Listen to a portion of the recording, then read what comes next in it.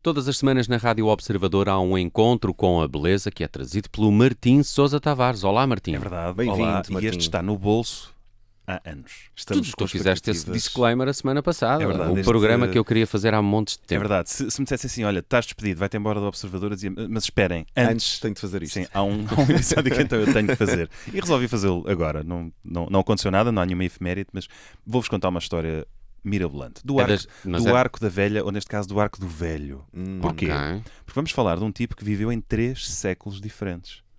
3 séculos. É lá. E antes de falar dele, eu quero dizer que isto inspira-me imenso, porque eu também acredito na possibilidade de eu também viver em 3 séculos. Porquê? Isto depende do momento em que tu Claro, nasces. sim. Se tu nasceres em 1920, é muito difícil viveres em 3 séculos.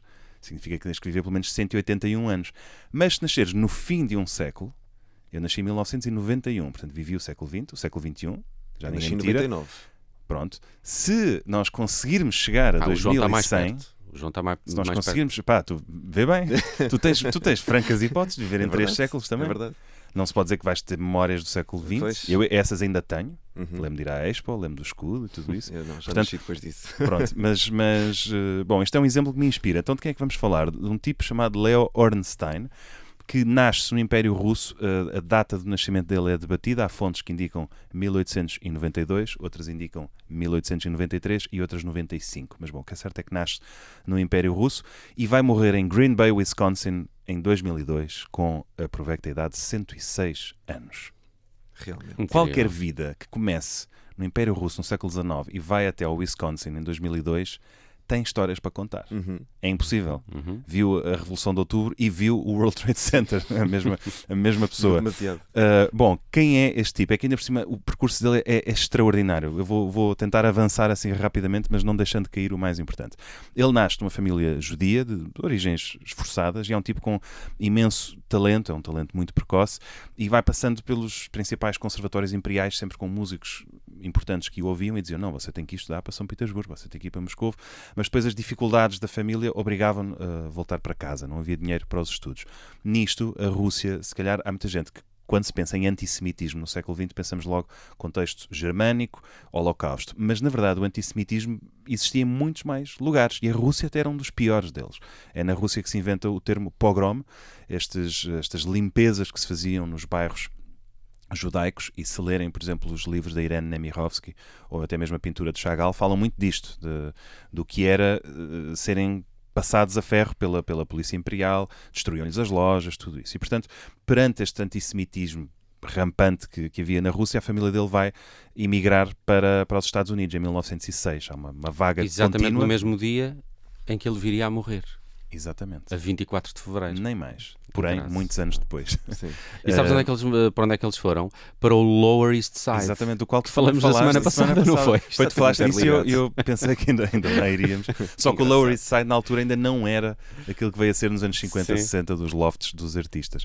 Bom, o que é certo é que ele vai, nos Estados Unidos, vai finalmente completar os seus estudos na escola que virá a ser a Juilliard mais tarde, e nisto estamos nos anos 10 e ele tem 20 e poucos anos, está fresquinho, vai apanhar o barco do futurismo, desta estética muito apaixonada pelas máquinas. O Álvaro de Campos, estão a ver? Tem Sim, um poema sim. sobre um O carro Ferrari, exatamente, na na estrada de Sintra, nem Sim, mais. sim. O Chevrolet, lá o que é. Já falámos disso aqui uma altura. Também é possível que sim, mas pronto, este fascínio pelos motores e as Pela modernidade. sim, o barulho, os ruídos, e há mesmo um manifesto futurista nesta altura. Há um compositor que é o Luigi Russolo a escrever música com máquinas chamados Intona Rumori, os produtores de ruídos, e as peças que ele escreve têm títulos incríveis. Estamos a falar nos anos 10.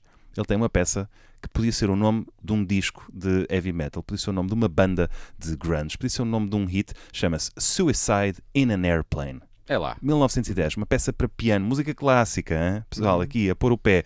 Tem outra chamada Wild Man's Dance, e são peças muito violentas, barbáricas mesmo, em que dá-se murros no piano, é assim uma explosão, uma catarse, é música manifesto. E a crítica reage àquilo como se tivesse sido agredida.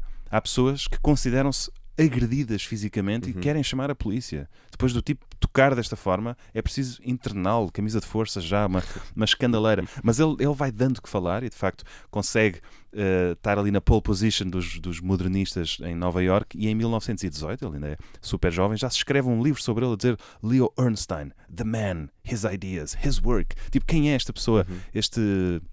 visionário da música. Bom, o que acontece é que nos anos 20 ele próprio vai ter um burnout, não era uma overdose, que era o que seria se ele tivesse vivido 50 anos depois, Claro. era um artista de rock progressivo, assim, tinha uma overdose. Na altura, como ele é da música clássica, tem só um burnout. E, na verdade, o modernismo também está a arrefecer um bocadinho, vem outras estéticas e, portanto, ele vai-se retirando dos palcos, devagar, e ele era pianista, e vai sendo esquecido e assina um contrato, ele tem que ganhar a vida, fazer alguma coisa, com uma empresa que é Ampico, que fazia piano rolls. Estão a ver o que é? As pianolas. Estão a ver, vocês leram o Lucky Luke? Qual deles? Todos, quando eles estão no saloon e há uns Sim. pianos, eles dão tiros no saloon e aquilo começa uma coisa a Sim, rodar. sim. Pronto, isso são os piano rolls, que são uns cilindros que estão dentados e o cilindro vai rodando e as teclas tocam e, portanto, um pianista gravava o Isso é quase cilindro. o mesmo sistema da caixinha de música. Sim, com exatamente, o rolo, exatamente. Só que num com piano. aquelas saliências. Exato, e para fazer esse rolo, algum pianista tinha que tocar as peças para gravar Exato. os furinhos no sítio certo. E, portanto, ele vai ser esse pianista, ele vai ganhar a vida a gravar peças de Chopin e coisas assim, bastante clássicas, para as pianolas. Portanto, de modernista, Suicide in an Airplane, para anónimo completo a fazer esta função. A certa altura vai fundar uma escola de música em Filadélfia e vai ser professor, sabem de quem? Do John Coltrane. Isto é inacreditável. É incrível. De um muito jovem John Coltrane e também do Jimmy Smith. E pronto, ele e a mulher fundam a escola e nos anos 50 ambos reformam-se e a escola fecha. E podia ser o fim da história. Não é? Mas não. Pronto, já foi uma vida interessante. Mas não. Porquê? Porque o homem teima em não morrer. Portanto, nos anos 70, isto já ninguém sabe dele, o que é feito dele. O homem está no meio dos seus 80. Há uma académica que o localiza. Ele ainda está vivo, devia estar a fazer uma investigação sobre ele. E onde é que ele está a viver? Está a viver num trailer park, numa relote, no Texas, e vai falar com ele, descobre que ele continuou a compor estes anos todos, só que não tem paciência para escrever a sua música. Portanto, ele tem 30 anos de música na sua cabeça. E ela diz, isto não pode ser, o homem morre, dá-lhe uma coisa qualquer e esta música desaparece. Então começa a ajudá-lo a transcrever, a publicar. E ele vai viver ainda muito tempo, vai morrer em 2002, com uma idade entre os 106 e os 108, depende do ano em que nasce. Pode-se dizer que morre de causas naturais com essa idade. E o engraçado é que a música que ele escreveu nesse período em que era para ninguém é uma música deliciosa. E eu queria que nós ouvíssemos um bocadinho de uma valsa escrita Dessa altura? algures entre os anos 80, quando ele tinha 80, 90, Sim, 100, ok. não sabemos bem.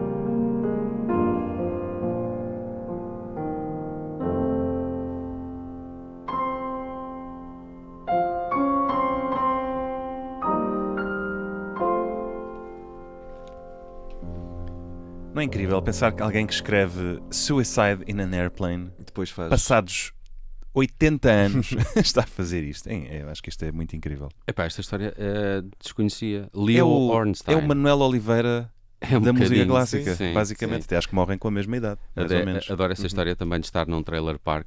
Sim, epá, e dá com o Texas, homem. não é? Eu acho isto tudo incrível. Tu nasceres no Império Russo e às tantas estás a viver num trailer park no Texas.